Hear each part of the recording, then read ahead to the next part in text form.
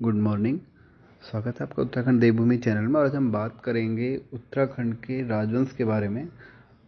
उत्तराखंड के हमने पिछले कुछ राजवंशों के बारे में कल पढ़ा था एक वीडियो में, और उस वीडियो में हमने वर्धन वंश तक पढ़ा था। कुलिंद, शक, कुषाण, मौखरी और वर्धन वंश। आज हम बात कर रहे हैं कत्यूरी वंश की या कार्तिकीपुर वंश की। कार्तिकीपुर वंश का जब उदय हुआ उस समय उत्तराखंड में ऐसी स्थिति उत्पन्न हो गई थी कि कोई बड़ी शक्ति शासन करने वाली नहीं थी, क्योंकि वर्धन वंश में जब हर्ष की मृत्यु हुई थी तो उस समय यहाँ पे अराजकता की स्थिति उत्पन्न हो चुकी थी और कोई बड़ी शक्ति थी नहीं। तो इस वंश का उदय उस समय उस परिस्थिति के अनुसार हुआ।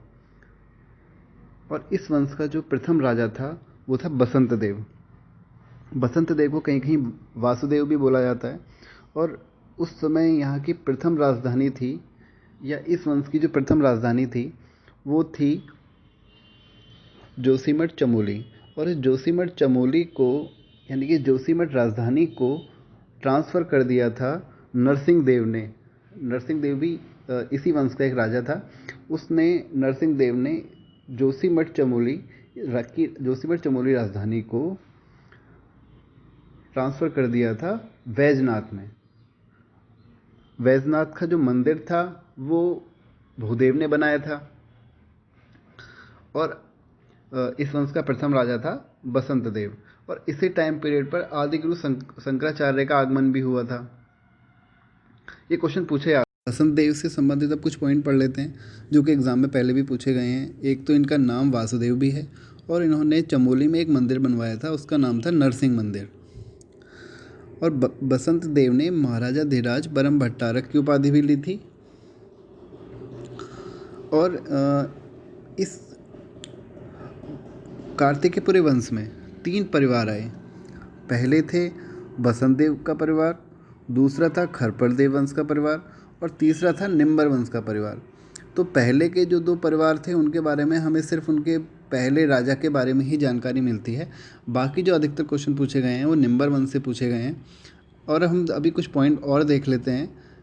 तो ये जो कार्तिकेयपुर है ये गोमती नदी के किनारे है। और वैजनाथ जो मंदिर है, हम इसको ऐसे देखो, हमें सीक्वेंस वाइज याद रख सकते हैं कि कार्तिकेयपुर वंश की जो राजधानी थी वो जोशीमठ थी। जोशीमठ से चमोली ले गई, जोशीमठ से वैजनाथ लेके गए। और कौन लेके गए? नरसिंह देव लेके गए, या सुभिक्षराज एक सुभिक्षराज के वंशज लेके गए। और भूदेव जिन्होंने वैजनाथ मंदिर को बनवाया, वो उन्होंने कौन सी उपाधि ली थी? वो थी ब्राह्मण भक्त और बौद्ध चारण।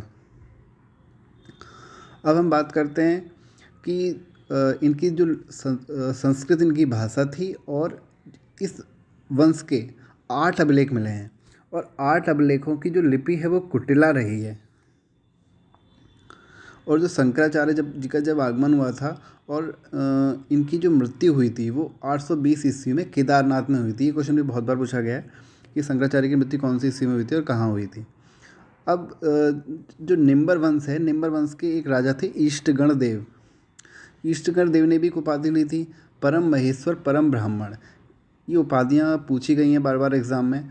और इन्होंने कहा, और इनके बारे में क्वेश्चन ये पूछा जाता है कि किसने उत्तराखंड को एक सूत्र में बांधने की कोशिश करी थी? तो वो थे ईष्टगण। अब बात करते हैं, इन्होंने जो कुछ मंदिरों का निर्माण कराया था ईष्टगण ने, वो थी नवदुर्गा, लकुलीस, महर्षमर्दिनी और नटराज का मंदिर। जो कत्यूरी वंश का जो सबसे पहले कत्यूरी जो नाम यूज़ किया था वो यूज़ किया था एटकिंसन ने। और एटकिंसन ने ही इसके बारे में हमें बहुत कुछ बताया है। और इन्होंने कहा है कि एटकिंसन ने अपनी एक किताब लिखी है, हिमालयन डिस्ट्रिक्ट्स। और इस किताब में सबसे प्रतापी राजा ललित सूर्यदेव को बोला है। और ललित सूर्यदेव ने जो अपने ताम्रलेख लिखवाए हैं, उन्होंने 2 ताम्रलेख बनवाए थे। उनकी भाषा थी पाली, और वो पांडुकलेश्वर में उन्होंने बनवाए हैं।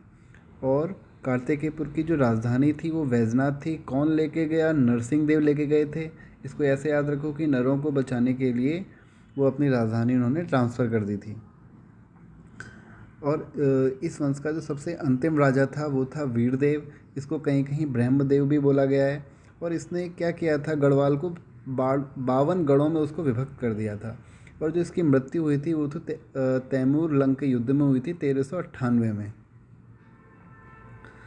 अब हम बात करते हैं कुछ नामद जो हम नाम रखते थे उस समय अधिकारियों के। वो थे सर्वोच्च अधिकारी, उसको अमात्य बोला जाता था। युद्ध तथा शांति का मंत्री महासंधि विग्रह कहते थे। राज परिवार की रक्षा करने वाले को महाप्रतिहार कहते थे। सीमाओं की सुरक्षाओं का जिस पे भार होता था उसको प्रांतपाल कहते थे। और जो गुप्तचर होता था वो होता था दशाध्याय आधुनिक। और अभी कुछ और हैं जैसे घट्टपाल। घट्टपाल जो गिरदारों की रक्षा करता था। और एक है क्षेत्रपाल जो कृषि की उन्नति का ध्यान रखने वाला होता था। और एक है प्रभातार, वो भूमि की नाप रखता था। प्रभातार भूमि की माप रखने वाला। और एक होता था उपचारिक। उपचारिक होता था भूमि अभिलेखों को सुरक्षित रखने वाला, जो भूमि से संबंधित जो भी कागज होते थे उनको रखने वाला। और अब बात आती है कि जो हमारे बद्रीदत्त पांडे थे उन्होंने कत्यूरियों को अयोध्या का बोला था। और जो हमारे गोलू देवता हैं वो भी इसी कत्यूरी वंश के ही थे। गोलू देवता के पिता का नाम था झालू राय, यानी कि वो एक राजा थे। और उनकी माता का नाम था कलिंगा। अब काव्य मीमांसा में कार्तिकेयपुर राजा को खसाधिपति बोला गया है। और एक बागेश्वर का अभिलेख है, वो अभिलेख है भूदेव का। और भूदेव को ही बुद्ध भ्रमण शत्रु बोला गया है। और ब्रह्मदेव जो कि अभी आपने पहले भी पढ़ा कि ब्रह्मदेव काफ़ी अत्याचारी राजा था इस वंश का, उसको सोमचंद भी बोला गया है। और बद्रीदत्त पांडे ने एक किताब लिखी है कुमाऊँ का इतिहास, और उसमें कत्यूरियों का जो राज्य बोला है वो बोला है नेपाल से काबुल तक। प्रीतम देव ने ही पिथौरागढ़ जो हमारा ज़िला है उसकी स्थापना करी थी। और प्रीतम देव का एक अन्य नाम है पिथौरा शाही। और प्रीतम देव की जो पत्नी है वो है जिया रानी, जो कि इस वंश की कुल देवी भी उनको बोला जाता है कहीं कहीं। और वैसे जो इनकी कुल देवी हैं वो है नंदा देवी। अगर एग्ज़ाम में नंदा देवी का ऑप्शन नहीं होता है तब हम जिया रानी पे टिक करेंगे, अदरवाइज़ इसका आंसर नंदा देवी ही होगा। तो जिया रानी एक मेला भी लगता है, जिया रानी एक गुफा भी है। ये दोनों चीज़ें रानी बाग में हैं। और जिया रानी का एक तैमूर लंग के साथ युद्ध हुआ था और उस युद्ध में जिया रानी की जीत हुई थी। जिया रानी को कुमाऊँ की लक्ष्मीबाई भी बोला जाता है। देखो, एक जिया रानी को लक्ष्मीबाई बोलते हैं और तीलू रौतेला को झांसी की रानी बोलते हैं, इसमें कंफ्यूज नहीं होना है। और अब बात आती है कि जिया रानी का जो बचपन का नाम था वो था मौला देवी, और उनके पिता का नाम था अमदेव पुंडीर। इनके 3 पुत्र थे, एक है घामदेव और दूसरा है डुलाशाही और तीसरा है ब्रह्मदेव। और ये ब्रह्मदेव वही थे जिन्होंने ब्राह्मणों को डोला पालकी ढोने के लिए विवश कर दिया था। और पिथौरागढ़ किस घाटी में है? सोर घाटी में है। कत्यूरी की राजधानी जोशीमठ तो थी, लेकिन उसको ठंड के दिनों में, शीतकाल में, उसको रामगढ़ के पास एक ढिकुली है वहाँ पे उसको ट्रांसफ़र कर दिया जाता था। मतलब 2 राजधानियाँ थी, एक जोशीमठ हो गई और एक ढिकुली हो गई। शीतकालीन राजधानी कौन सी थी? ढिकुली। मंदिर पर छत्र बनाने का जो प्रचलन है वो इन्होंने ही किया था। आपने देखा होगा मंदिर के ऊपर एक छत्र जैसा बना हुआ होता है, वो इन्होंने ही चलाया था। और बद्रीदत्त पांडे ने कत्यूरियों को अयोध्या का सूर्यवंशी कहा था। और केदारनाथ जो मंदिर है उसका निर्माण भी कत्यूरी शैली में ही हुआ है। कि 1191 में नेपाली राजा अशोक चल ने कत्यूरियों के कुछ राज्य पर अधिकार कर लिया था।